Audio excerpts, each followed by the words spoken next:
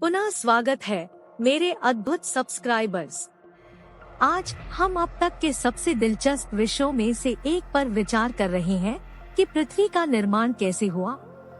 एक अद्भुत यात्रा के लिए तैयार हो जाइए, जहां हम अपने शानदार ग्रह के रहस्यों को उजागर करेंगे। कमर कस ले और चलें। सौरमंडल का जन्म। क्या आप पृथ्वी के अस्तित्व में आने से पहले के समय की कल्पना कर सकते हैं? इसकी थाह लेना कठिन है, लेकिन अरबों साल पहले हमारे सौर मंडल ने आकार लेना शुरू कर दिया था। यह कल्पना करें, अंतरिक्ष में तैरता हुआ गैस और धूल का एक विशाल बादल।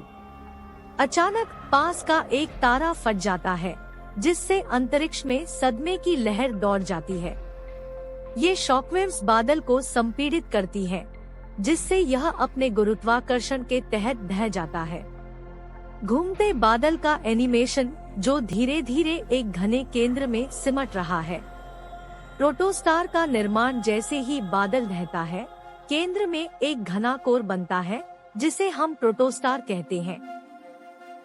यह प्रोटोस्टार आसपास के बादल से अधिक पदार्थ जमा करना शुरू कर देता है, जो हर गुजरते पल के साथ बड़ा और गर्म होता जाता है। अंततः कोर पर दबाव और तापमान इतना तीव्र हो जाता है कि परमाणु संलयन प्रज्वलित हो जाता है।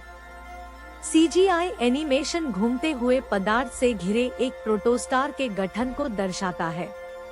पृथ्वी का जन्म। नवजात तारे के चारों ओर घूमती गैस और धूल की डिस्क के भीतर छोटे छोटे कण आपस में टकराने और चिपकने लगते हैं।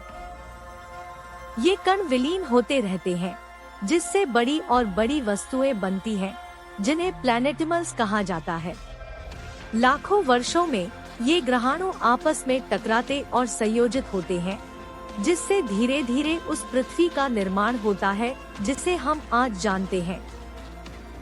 ग्रहाणुओं के टकराने और धीरे धीरे पृथ्वी का आकार बनाने का टाइम लैप्स एनिमेशन, वह प्रभाव जिसने सब कुछ बदल दिया। लेकिन कहानी यही खत्म नहीं होती। लगभग 4.5 अरब साल पहले एक विनाशकारी घटना घटी, जिसने थिया नामक मंगल ग्रह के आकार की वस्तु के प्रभाव से हमारे ग्रह को हमेशा के लिए आकार दे दिया। इस भीषण टक्कर से भारी मात्रा में ऊर्जा और मलबा निकला। इस मलबे में से कुछ ने पृथ्वी के चारों ओर एक घेरा बनाया, जो अंततः हमारे प्रिय चंद्रमा को बनाने के लिए एकजुट हुआ।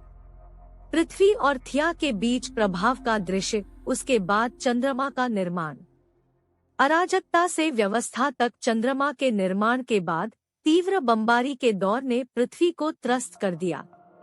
क्षुद्रग्रहों और धूमकेतुओं ने सतह पर बमबारी की, जिससे व्यापक विनाश हुआ। लेकिन जैसे जैसे समय बीतता गया, प्रभावों की दर कम हो गई, जिससे पृथ्वी ठंडी हो गई और महासागरों का निर्माण हुआ। धीरे धीरे लेकिन निश्चित रूप से परिस्थितियां जीवन के विकास के लिए अनुकूल हो गई। एनिमेटेड अनुक्रम प्रभावों और पृथ्वी के क्रमिक शीतलन को उजागर करता है।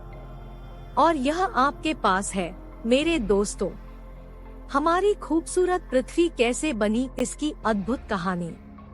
क्या हमारे ग्रह की अविश्वसनीय यात्रा के बारे में सोचना विस्मयकारी नहीं है? समय और स्थान के माध्यम से इस साहसिक कार्य में मेरे साथ शामिल होने के लिए धन्यवाद। देखने के लिए धन्यवाद और हमारे चैनल को